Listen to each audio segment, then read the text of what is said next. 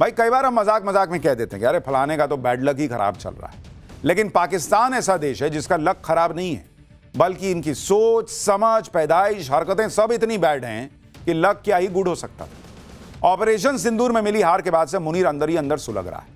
और अब T20 world cup में भारत ने जिस तरह से पाकिस्तान का मोर बना दिया, कंबल कुटाई कर दी, पाकिस्तान में कोहराम मचा है और मुनीर तक अलबलाया घूम रहा है। अच्छा, ऑपरेशन सिंदूर में पड़ी मार को तो झूठ के प्रोपेगेंडे से ढक लिया था मुनीर ने, लेकिन क्रिकेट मैच तो लाइव आता है, वहां झूठ बोले तो बोले कैसे। सोशल मीडिया पर मीम वायरल होने लगे, जिसमें मुनीर की आर्मी के अफसर्स पाकिस्तानी क्रिकेटर सब कप्तान सलमान आगा से पूछ रहे हैं कि तुम हार कैसे गए, मतलब ऐसा दिखा रहे हैं कि हम तो नहीं हारे थे। तो वो गाली देते हुए कह रहा है कि भाई हमारा मैच कैमरे पर लाइव आता है, रिकॉर्ड होता है, दिखता है लोगों को लाइव, तुम्हारी तरह झूठ थोड़ी बोल सकते हैं। इसी वजह से मुनीर इतना फ्रस्ट्रेट हो रखा है कि एक मैच की हार के बाद पाकिस्तान में अलग लेवल का गदर छिड़ गया है। इसी बीच मुनीर पर एक और मुसीबत आ गई। यह मुसीबत है इमरान खान को लेकर। मुनीर ने इमरान खान को जेल में टॉर्चर करके अंधा कर दिया लगभग। तो इमरान खान के लिए मुनीर के खिलाफ दुनिया में मोर्चा खुल गया। मुनीर से इमरान खान की आंखों का हिसाब मांगा जा रहा है। मुनीर की हालत इसलिए भी खराब हो रही है क्योंकि बांग्लादेश में उसने यूनुस जैसे कट्टरपंथियों को प्यादा बनाकर जो खेल खेलना चाहा, वो खेल भी निपट गया। बांग्लादेश में तारिक रहमान के शपथ ग्रहण के साथ मुनीर के कट्टरपंथी मददगारों और मोहम्मद यूनुस और जमात का गेम ओवर हो गया। ट्रंप की चापलूसी काम नहीं आई। आज पाठशाला में आपको दिखाता हूं बौखलाया मुनीर अपनी छीछा लेदर से बचने के लिए कौन सा खौफनाक प्लान तैयार कर रहा है। देखिए, असीम मुनीर को सबसे बड़ा सदमा तो तब लगा जब भारत ने वर्ल्ड कप में पाकिस्तान की वैसी ही धुलाई कर दी जैसी मुनीर की धुलाई ऑपरेशन सिंदूर में हुई थी। मुनीर पर पहले ही पाकिस्तानी पब्लिक का गुस्सा था कि वर्ल्ड कप खेलने के लिए मना क्यों किया, मना किया था तो फिर खेलने को राजी क्यों हुए, खेलने को राजी हुए तो इतनी बुरी तरह क्यों पिटे। अब मुनीर की ऐसी बेइज्जती हो रही है कि वो अपना गुस्सा निकाल रहा है मोहसिन नकवी पर। वही मोहसिन नकवी जिसे दुनिया जो है वो ट्रॉफी चोर के नाम से जानती है। मोहसिन नकवी से मुनीर इसलिए भी नाराज है क्योंकि नकवी से जब पूछा गया कि क्या पाकिस्तान ने आईसीसी की धमकियों की वजह से मैच का बॉयकॉट करने के फैसले पर यू टर्न लिया, तो मोहसिन नकवी ने इसके जवाब में मुनीर को खींच लिया। मोहसिन नकवी ने कहा कि न तो वो धमकियों से डरते हैं, न पाकिस्तान की सरकार और न फील्ड मार्शल। अब दुनिया याद दिला रही है मोहसिन नकवी का वो बयान। मोहसिन नकवी मुनीर का रिश्तेदार है। अगर गलती से पाकिस्तान वर्ल्ड कप में भारत से मैच जीत जाता तो नकवी मुनीर की नजर में हीरो बन जाता, लेकिन पाकिस्तान हार गया तो अब पाकिस्तान में मुनीर एंड कंपनी में अलग ही बवाल शुरू हो गया। पाकिस्तानी मीडिया के मुताबिक धमकी से नहीं डरने वाले मोहसिन नकवी के बयान को लेकर उसकी मुनीर से ठन गई है। मुनीर ने शहबाज शरीफ से मोहसिन नकवी की शिकायत में साफ कह दिया है कि पीसीबी की मिस हैंडलिंग पाकिस्तान की किरकिरी के लिए जिम्मेदार है। पीसीबी का टीम की तैयारियों के बजाय भड़काऊ बयानबाजी पर ज्यादा जोर हार की वजह बना है। आरोप लगाया गया है कि सेना की मंजूरी के बिना क्रिकेट के मामले में मुनीर को लेकर बयान दिया गया। इसे मर्यादा की सीमा को लांघने वाला बयान बताया गया। रिपोर्ट्स में यह भी दावा किया गया है कि मुनीर पहले ही पीसीबी चेयरमैन मोहसिन नकवी से खुश नहीं था।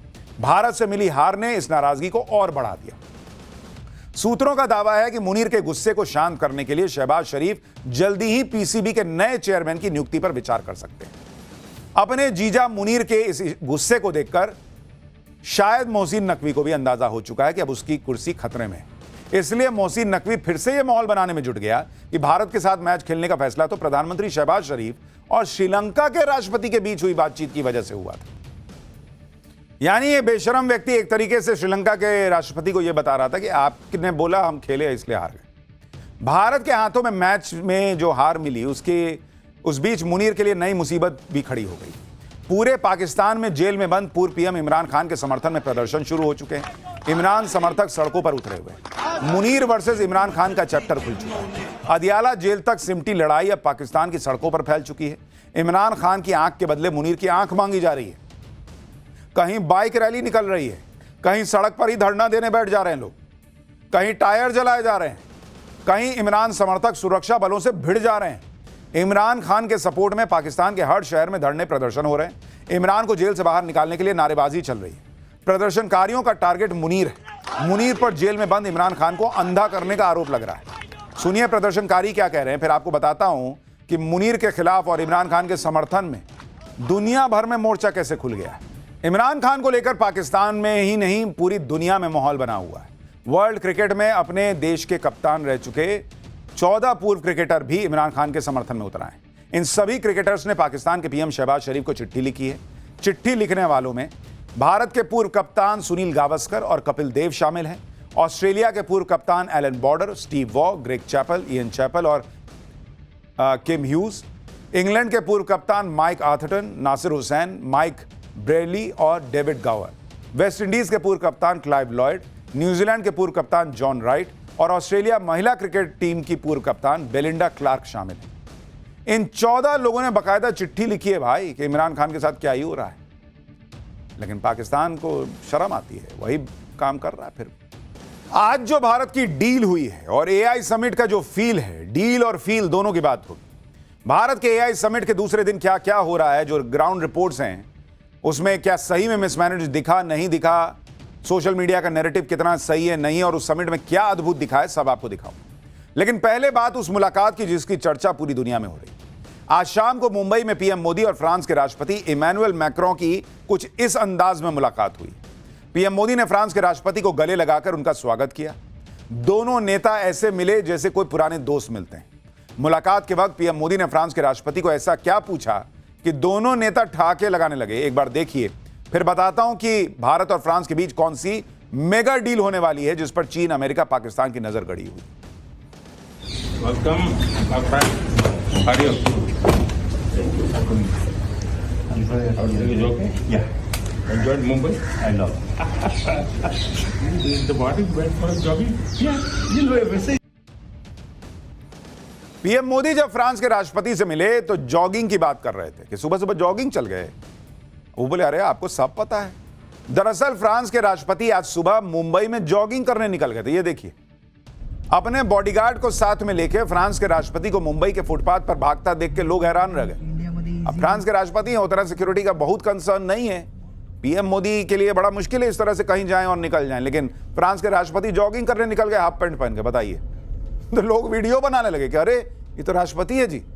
मुंबई में फिल्म सितारों का फुटपाथ पर वॉक या जॉगिंग करना तो फिर भी लोग देख लेते, लेकिन फ्रांस के राष्ट्रपति जब मुंबई की सड़कों पर जॉगिंग के लिए उतर गए तो मुंबई वाले भी चौंक गए। बहुत लोग तो खैर पहचाने ही नहीं कि ये कौन है, उनको लगा कोई विदेशी अपना दौड़ रहा है। 2-3 बॉडीगार्ड वगैरह दिख रहा था, बाकी जिसने पहचाना उसने वीडियो बना लिया। अरे भाई ये तो राष्ट्रपति दौड़ रहा है। पीएम मोदी और भारत की बढ़ती ताकत पर कैसे दुनिया भरोसा कर रही है उसकी एक और तस्वीर आपको दिखाता हूं। आज मुंबई दौरे पर फ्रांस के राष्ट्रपति और पीएम मोदी ने एक ही कार में ट्रैवल किया। मुंबई में लोक भवन से निकलकर जब पीएम मोदी और फ्रांस के राष्ट्रपति दूसरे कार्यक्रम में गए तो एक ही कार में गए। पीएम मोदी ने इस तस्वीर को साझा किया है।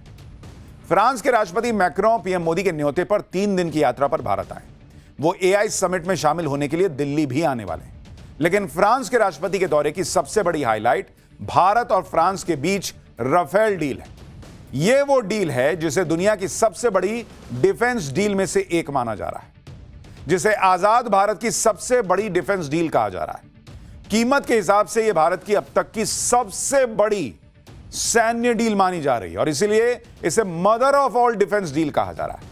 मुंबई में फ्रांस के राष्ट्रपति और पीएम मोदी के बीच द्विपक्षीय वार्ता हुई है और इस बातचीत में राफेल पर भी चर्चा हुई है। फ्रांस के राष्ट्रपति ऐसे वक्त में भारत आए हैं जब कुछ दिन पहले ही डिफेंस एक्विजिशन काउंसिल ने फ्रांस के राफेल खरीदने पर मुहर लगा दी है।